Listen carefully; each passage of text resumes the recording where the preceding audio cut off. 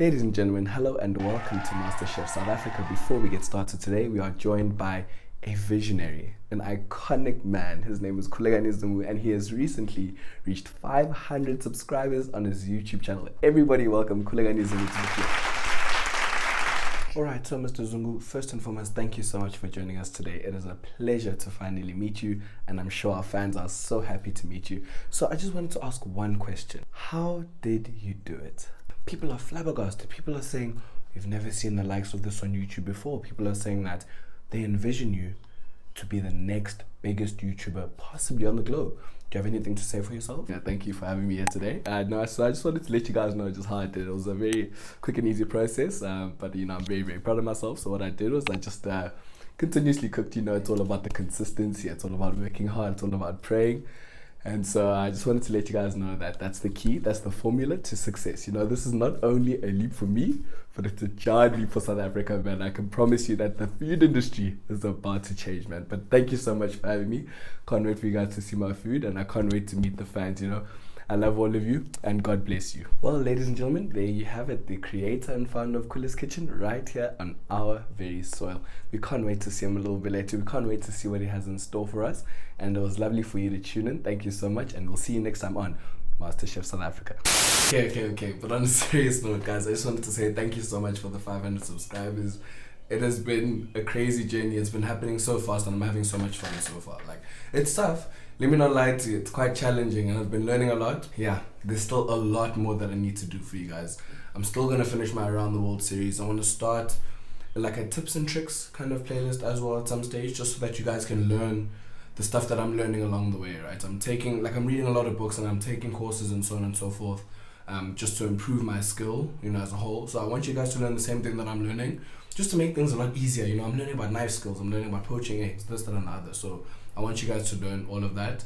But honestly, thank you so much thus far, guys. Road to 1 Zawa. Yo, oh my goodness. Road to 1 Zawa. It's starting, it's kicking off, it's gonna be hot. So yeah, let me just let you know what I'm deciding to do today. So on today's menu, we have a Philly cheesesteak. Really, really simple, sandwich-like meal, packed with flavor, juicy, succulent, got the salt aspect, got the fat aspect as well. I'm just gonna make it very plain and very simple. I'm gonna include peppers in mine, in particular nopal peppers, just because I want some variety in the actual look of the dish as well as the flavors.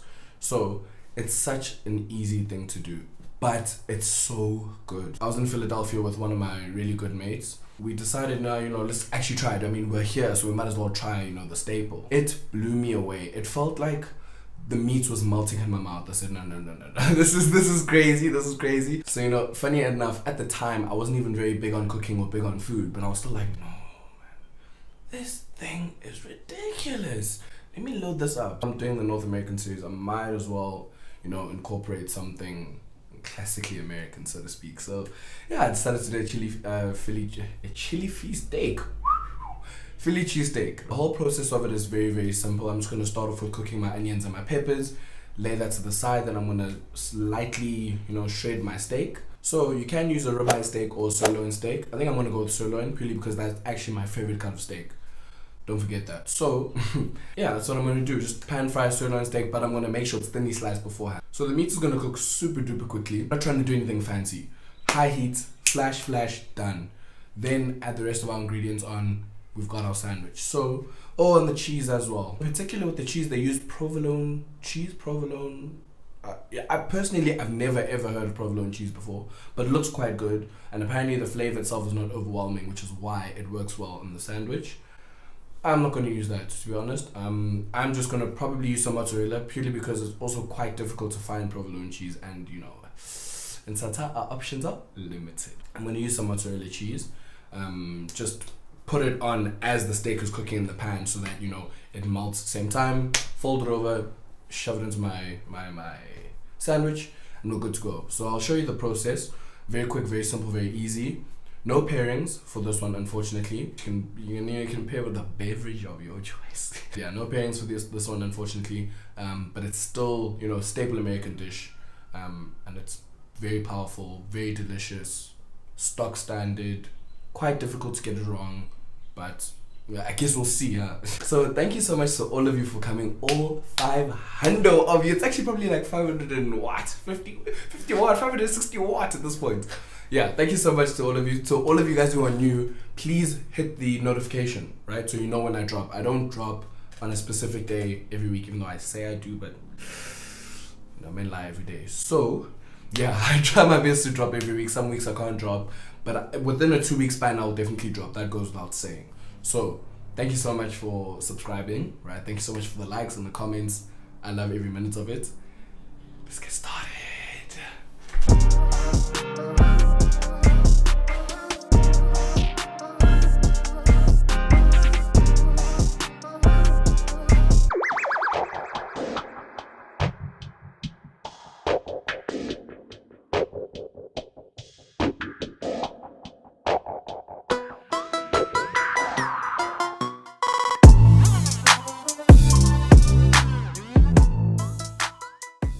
A dash of oil.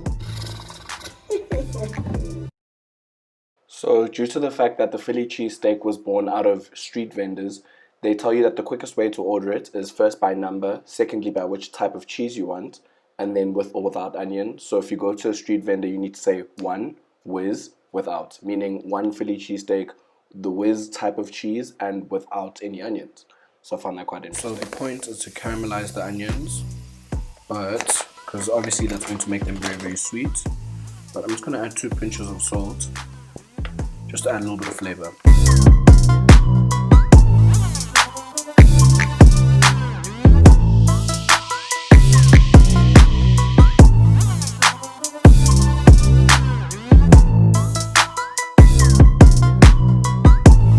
I slightly shift it, because as we can see, the pan is way too big for the pan. Just apply pressure.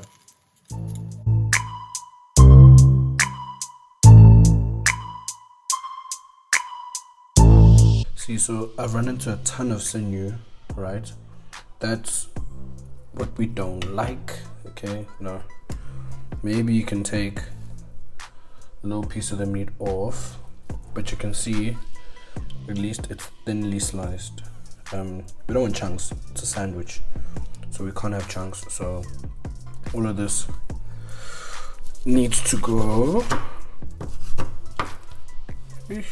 And now you guys can also see why freezing it would have made sense, because at least it would have held itself, you know. But we move. Have it very thinly sliced ribeye steak. Okay. Steak in.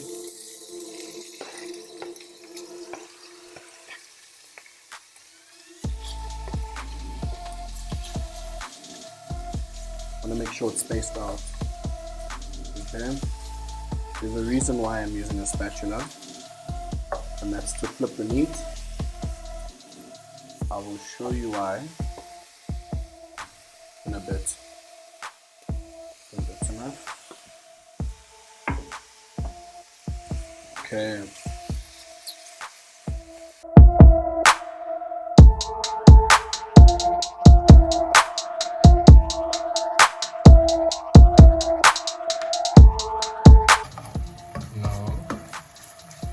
Leave some to the side, but okay, so we make the shape of what the sandwich is gonna look like. Okay, so you can see it's almost a rectangular shape.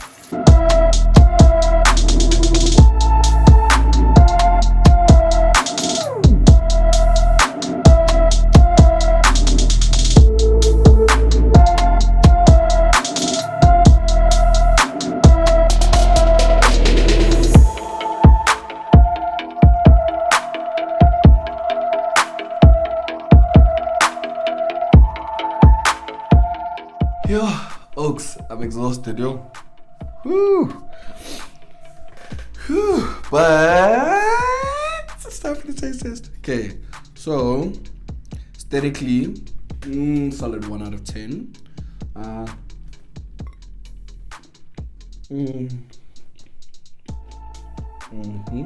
Yo, none of you guys can see the cheese with the The what? Okay. Wow. This is amazing. Ribeye might just be one of my favorite steaks now. Whoa. This is amazing. The ribeye came through with such a strong flavor. Battering the bun was also a very good decision because I'm getting that kick of garlic, that kick of butter, and that's really helping the other ingredients. So the onion provides a little bit of sweetness, although yeah, so the onion provides a little bit of sweetness, although I would have definitely caramelized them a little bit longer. I think I was just rushing a little bit, but I would have caramelized. Like caramelization takes quite a while, 10, 15, 20 minutes actually. So wait until they're caramelized, because the sweetness from the actual onion and the salt from the steak are really going to complement each other very, very nicely.